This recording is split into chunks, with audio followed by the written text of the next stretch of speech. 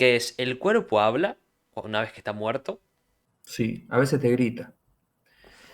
En la cátedra de Anatomía Normal de la Facultad de Ciencias Médicas de la Universidad Nacional de Córdoba, está en primer año esa materia, Anatomía Normal.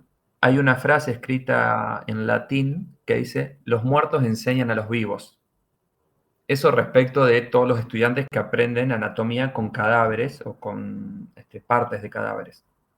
Lo cual yo creo que es muy importante porque si vos estudias anatomía de los libros vas a ver que la arteria está pintada de roja, la vena está pintada de azul, el nervio está pintado de amarillo en un libro, pero después abrir una persona y es todo rojo, ¿viste? Claro. Entonces es muy importante estudiar sobre un cadáver. Ya de lleno en la parte judicial, en tu pregunta de si el cadáver te habla, sí te habla. El tema es que el médico que está encargado de la autopsia esté hablando el mismo idioma y lo esté escuchando. ¿Viste cuando uno está con el celular y tenés otra persona enfrente que no está con el celular y te está hablando y vos estás con el celular y decís, ajá, sí, no, no me digas. Pues este no me está escuchando, Claro. porque está concentrado en otra cosa.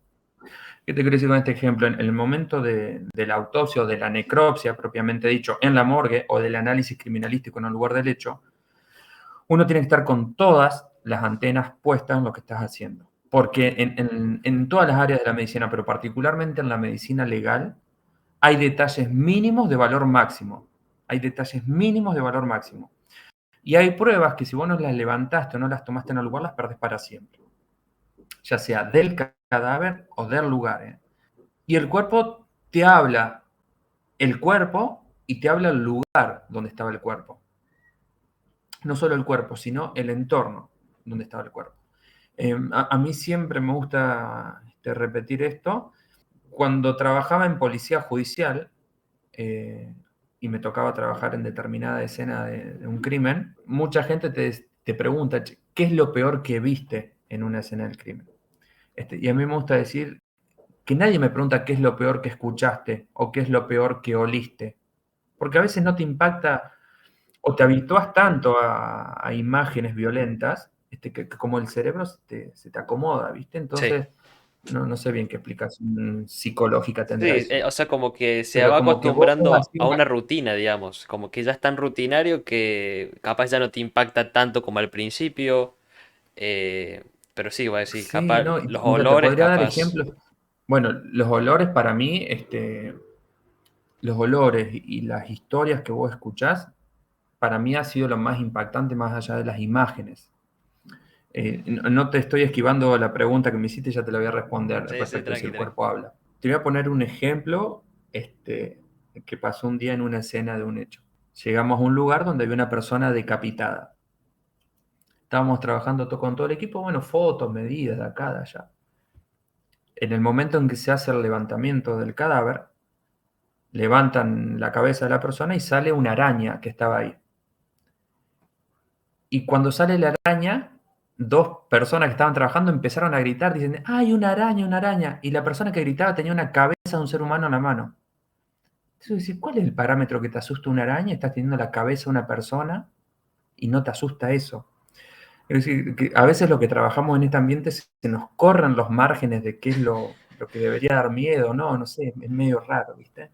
Y sí, yo creo que también eso, la cabeza o el cerebro se te va acomodando a estas imágenes para que vos puedas vivir tu vida normal, porque si empezás entre comillas, a racionalizar y a humanizar lo que estás viendo, te volvés loco, porque no podés creer las cosas que escuchás y que ves. Pero respecto a la pregunta original, que era si el cuerpo habla, si lo sabes escuchar y le prestás atención a lo que te dice, sí, te habla, te habla. Y a veces te grita, como te decía recién. Y te habla el cuerpo y te habla el contexto. Muchas veces el contexto te dice mucho más que el cuerpo en sí, que el cuerpo en sí. Si la persona era ordenada, si era desordenada, si tenía higiene personal o no tenía higiene personal, si vivía solo, si vivía acompañado. Eh, el lugar y el contexto te habla muchísimo. O imagínate qué es la biografía de ese cadáver. Nosotros en la morgue judicial vemos la biología del cadáver, la anatomía, pero en el lugar del hecho vos ves la biografía, ves el contexto donde vivía, hablas con la persona que lo encontró, te cuenta qué hizo el día anterior, te cuenta qué fue lo que vieron, qué fue lo que pasó, si vivía solo, si no vivía solo, cuál es. Entonces, muchas veces ese contexto te dice mucho más que el cadáver. Sin embargo, si uno tuviese que hacer una autopsia sin tener contexto, lo cual no debería ocurrir, pero a veces ocurre que no tenemos el contexto y debemos hacer una autopsia a ciega, tenemos que estar mucho más atentos a escuchar ese susurro, vamos a decirlo, del cadáver y no el grito. Porque como te decía hace un momento, hay detalles mínimos de valor máximo que lo tenés que saber ver e interpretar también. Porque no es solamente ver, es interpretar, como en todo. Podríamos poner fotos acá de cadáveres y se lo hacemos mirar a 5 forenses distintos, y no todos ven lo mismo. Esto es como cuando tenés un accidente en la esquina y vos decís, miré pero no lo vi, me chocó. Bueno, esto es más o menos lo mismo, uno tiene que mirar y ver las dos cosas y tratar de interpretar por qué el contexto, por qué un nene de 11 años lo encontraron ahorcado. Decir, bueno, ¿qué pasó? Y siempre ir un poquito más allá, decir, ¿por qué una persona, bueno, en mi caso en particular, me tocó ir a buscar chicos chiquitos, se habían suicidado, decir, ¿por qué una persona llega a esto? Claro, y en una Entonces persona empezás a ver chica, cómo a está ver, vestido, claro, cómo está vestido, si tiene tatuajes, si no tiene tatuaje, dónde los tiene, qué dicen los tatuajes. La cantidad de información que te brinda un cadáver es impresionante si la sabes interpretar, por supuesto. Es súper interesante. Nosotros siempre en medicina, en la otra parte, en la parte que trabajo con los vivos, en medicina interna, cuando interrogamos a los pacientes, a eso le decimos anamnesis, el interrogatorio. Y examinar un cadáver, si vos lo sabés examinar y prestás atención a esos datos, le estás haciendo una anamnesis escrita a una escucha que es imposible, porque el cadáver no te puede hablar verbalmente. Te puede hablar por lesionología, te puede hablar por fenómenos cadavéricos, te puede hablar por un montón de otras cosas. Entonces, me gusta mucho eso de pensar como una anamnesis escrita lo que yo estoy viendo, sin que me hable verbalmente.